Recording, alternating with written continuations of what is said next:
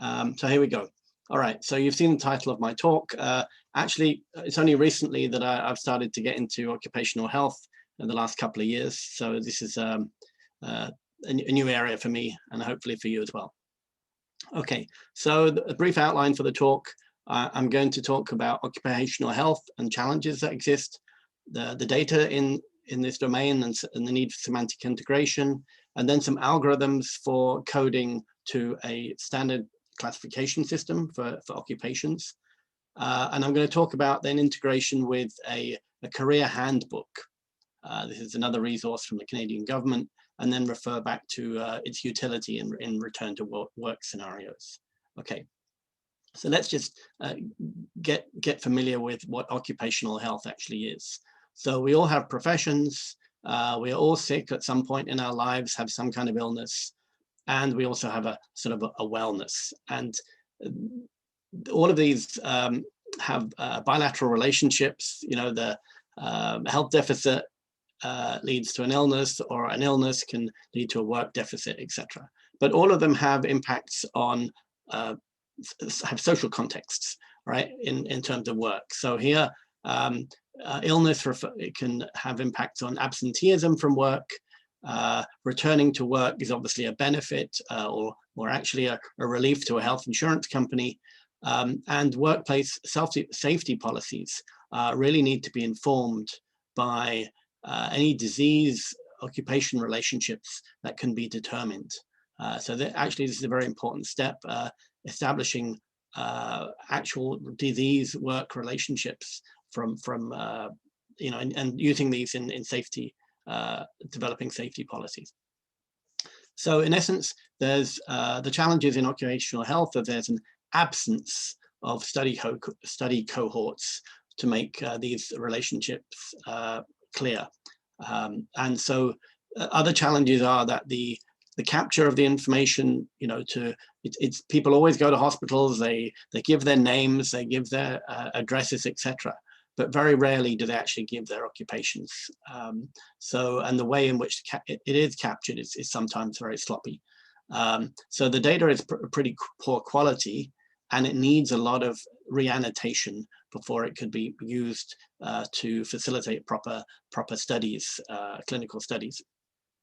And also there's an absence of semantics for integrating all the relevant data here. So this is work I'm doing in collaboration with Anil Adisesh, who is the occupational health expert at the University of Toronto, and together with some students in my labs, Mohammed and Hongchang.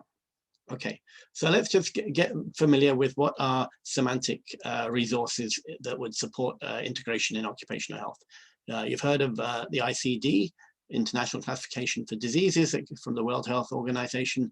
You may not have heard of the International Classification of Function, right? And so this obviously is referring to, you know, things that stop us from moving or carrying on our normal lives. So that already also is a rich resource that is leveraged.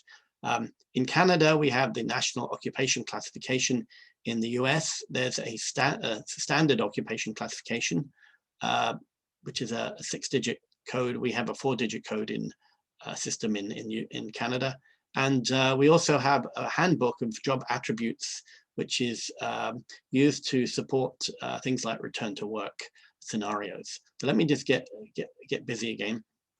This is kind of a semantic model that refers basically to the things that I've talked about: the patient, the National Occupation Code, the title of the code, a disease a patient is diagnosed with, and a corresponding functional impairment. What we have all in the yellow part of the graph is these aptitudes or job attributes, which are aptitudes or physical abilities. And you'll see this graph again as I go through the talk.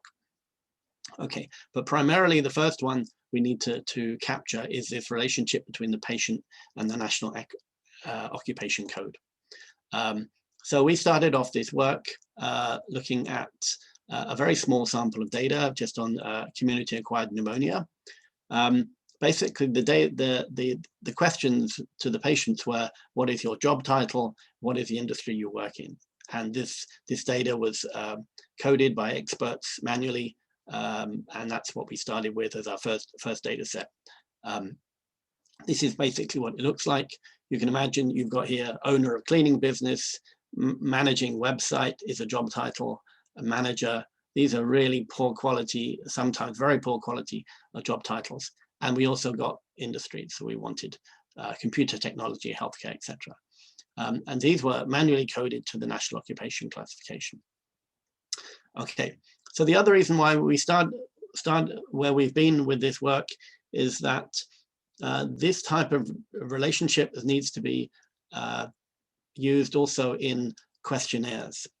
We have here the CanPath study and the Alberta Tomorrow project study. These are questionnaires that are sent out to patients who volunteer to participate. And this is then, a very large cohort of data for people to do many like census type studies.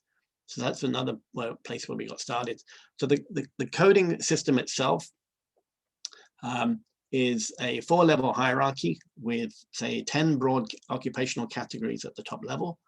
It's got 46 major categories, 140 minor, and 500 unit groups encoding, so 30,000 occupations. So it's essentially a taxonomy for the labor market. Okay, so this is briefly what it looks like, just a few visuals here. So it's 0 to 9, and these are kind of every code or category has a specific written definition next to it or description of it.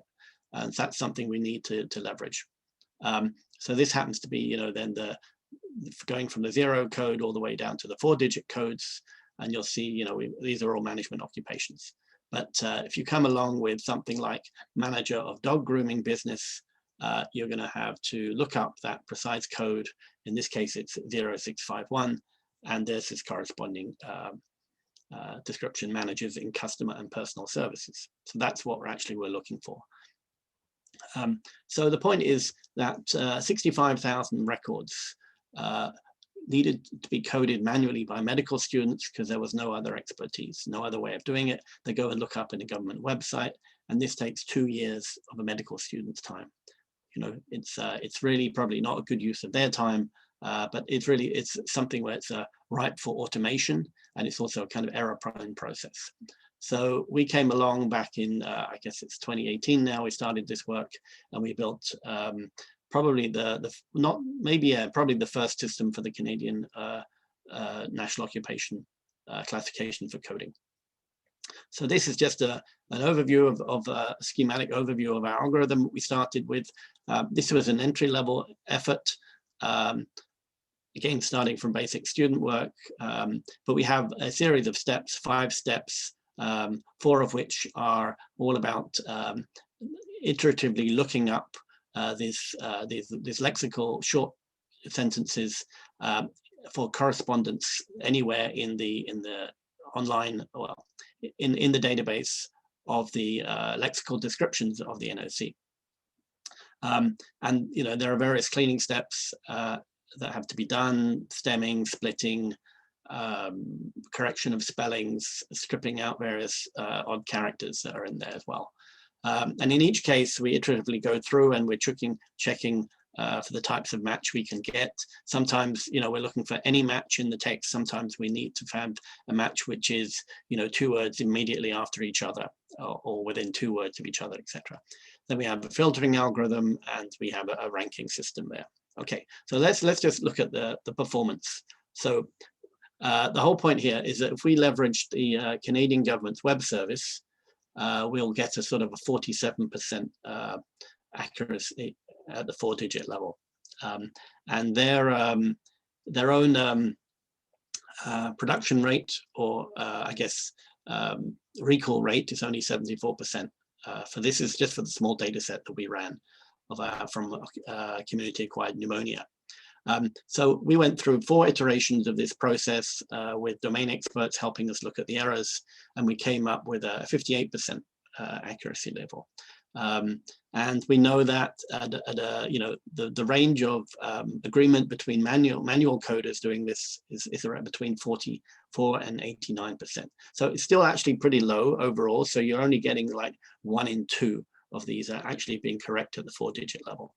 Okay, so we got some more funding, we did some more work, more data pre-processing, looking at abbreviations, refining our step 2 for the splitting algorithm, doing more stemming within our filtering algorithm at the end.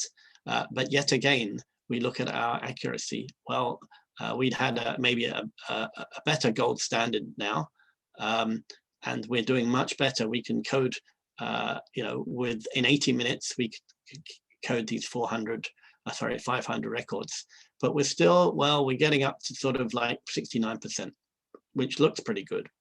Okay, but following that, we then go back to our larger data set, and we've got 64,000 records that we're coding, and we still only come up with 50%, no matter how much innovation we try and do at the NLP level.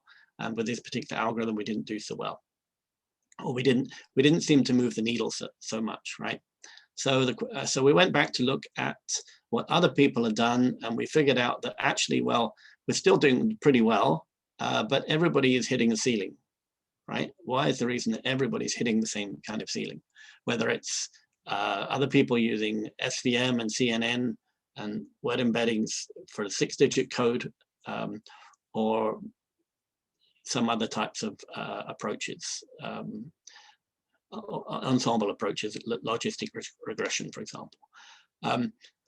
So we figured we would also follow the Nahumi work, and we would start looking at using word embeddings as well. So this is work that's actually just been completed in the last semester by Augusto Suarez, who's an honors student in our laboratory, who's quite exceptional in his skills, and so he's done a fantastic job on this. So let's talk a little bit more about it. Okay, so it's an ensemble multi-class classifier using word embeddings. We use the NOC data to train Dr. Vec neural network, and we also used term frequency TF-IDF of the NOC to train some machine learning classifiers. So support vector machines, KNN, and random forests. So that's kind of the very baseline starting point. The overall pipeline is essentially, we have two approaches, of one of cleaning data, another case of leaving unprocessed. We check basically because we have our benchmarking set of 64,000 records that took 2 years to code, we are able to sort of do some checking immediately for exact matches. And if they're not found, we can go to our hierarchical model here. So let's move forward a bit with a hierarchical model. So these are two approaches in tandem.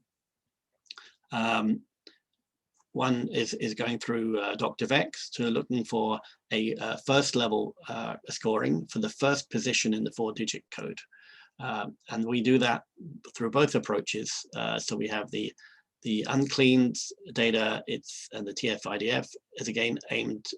We train the 3 classifiers with the TF-IDF data to predict just for the first position, and both the Dr. Vec and the TF-IDF classifiers both get to vote on the first position. The whole point then is that having got the first position correct, we're in a better position to get the remaining codes correct. If we use with our previous approaches, we end up getting cases where we get the first digit wrong, and that's a cascade of errors all the way through. So we have a hierarchical system and a decision flow based on the outputs of the first level will help us guide us to predict the second, third, and fourth digits. And we have multiple choices we can get from the scoring. So obviously we're looking for the top choice, the best one, but we're also interested in second, third, fourth, and fifth choices, which we weren't producing in the previous algorithm. So let's just talk maybe a little bit about, so I see I'm halfway through or so. Just briefly looking here at some of the data, just so we can understand there is bias in data.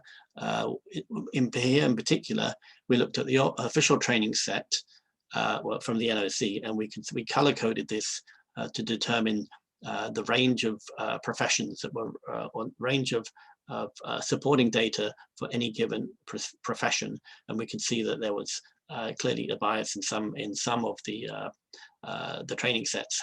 Some of the occupations had more data in the training sets. When we look at the other data sets, from our 64,000 or 65,000 records, we could also see a slightly different bias towards more data in different occupations. So those were important things to notice. This is just another review of the training data, and we could sort of identify some of these other lexical features that were causing some issues, like commas, apostrophes, brackets, which have different meaning, including the existence of exceptions to the rules. And here in the ATP training data, we had, again, more, I mean, obviously this was already coded, but these were occupations that were provided not by experts, but just from dialogue with patients or people or participants in studies. So what they actually wrote down was maybe a lot more fuzzy, but we still used it as training data. And again, here we reviewed the data sets, and we could strip out or recognize the counts of all these unusual characters, and we found that that data pre-processing significantly helped our performance. Initially, we only got 55% accuracy at the 4th digit, but we can run here 30,000 records in 11 minutes. So we're very pleased with the increase in performance and speed over the 48 hours that it took with the previous algorithm. Here we did an A/B test between the two algorithms, and we plotted micro F1 scores, and we could clearly see that there was a difference here. We rejected the null hypothesis that they were identical. So we do know that we did this on a number of different data sets as well. So here we're looking at then more multiple benchmarks here. So some of the gold standards that we previously used, we've looked at the test set we leveraged for the A/B test, and a full test for all the data we'd ever had from the 65,000 records. And then we also did an NNOC top 5. So we then we tried to identify the extent to which we would get more of these correctly if the correct code was in the top 5. So I guess this is it sort of, we're getting down in nitty-gritty of just looking at numbers here, but clearly NNOC does better than ACANOC, and that's a good thing for us. This just is a curiosity, depending on the length of the job title you have, or the phrase you used for the job title, each of these algorithms perform slightly differently, which is also quite interesting for us. But I guess at the end of the day, what we care about is collecting the data so we can have good cohorts data sets to establish occupation relationships. And so we here have some different deployment scenarios that will help us collect that data in more detail. So we have the we want to auto-code legacy data, which is what we've been doing previously. I've just showed. We want support people who are actually doing the manual coders, and we want also to facilitate a sort of a self questionnaire that people can provide. So this might be then the idea that you have drop-down menu, and then you've got some boxes that people can go and click on. So at the back end, ACANOC is actually running on the raw inputs, and we're then suggesting what those categories should be. And it's not a keyword lookup; it's clearly a sophisticated algorithm to suggest the right job titles and occupations. So that's pretty good. Okay, so let's slip back to this relational, the semantic model component here. So let's look at this again. So we've been talking just about this. So we've done some machine learning to support this relationship. Okay, now we're interested in leveraging this relationship. So the NOC code is very close to this, the career handbook code. They're almost identical except for one digit. And so what is the career handbook? It's this additional resource from the Canadian government. It's got about 900 jobs in it, which includes information on aptitudes, physical activities, environmental exposures, all these issues related to a given profession. So for example, this is some details about the physical abilities that they have. They include vision, color discrimination, body position, various things like that. And they have categories. So V1, V2, V3, V4 are appropriate for different types of jobs. So a cook is looking at V2, needs near vision. So this just happens to be what you'll see actually if you go to the website, and the different scoring numbers for every types of physical activities, and for the corresponding jobs. And then they also have environmental conditions, which actually is very relevant today when you think of COVID-19. Which jobs are most likely are you most likely to be exposed to COVID-19? That's an important question, and that a lot of people are asking that. And so this structured information is pretty useful. So we're now in. I can see I've got about 10 minutes to go, and I think we'll be on track. But here, what I've got here is you can see this is an interface that we've developed on top of the career handbook data. Again, I've got vision highlighted here, but you can see for cook, we have all the aptitudes and physical activities and their corresponding scores listed here. So we've got this relationship with the career handbook and the NOC code, which is pretty good. So my point being is, if once you have a patient and you can get the NOC code, so you know what their job is, you can actually learn an awful lot about them, right? Their finger dexterity, their form perception, their hearing, their strength, just from understanding what job they do. Now, the other thing about the occupational health is that, say you hurt your back, and before you can go back to work, you have to go see a doctor, and the doctor has to fill in a form, and they have to say whether you're fit to go to work, all right? And this is the type of form that they have to fill in, which is a little bit of a nightmare for those doctors, because they have to say, can you walk up to 15 minutes, 30 minutes? Can you lift something? Can you lift something that's 10 kilograms or 15 kilograms? The thing is, even if they fill in this form, it doesn't say if you can go back to work. It just tells you, some information that could say that you're unfit for work. So what do you do? We also need classifications of function and disease. So I know you know about ICD. I'll talk about ICF briefly, and then show some demo queries.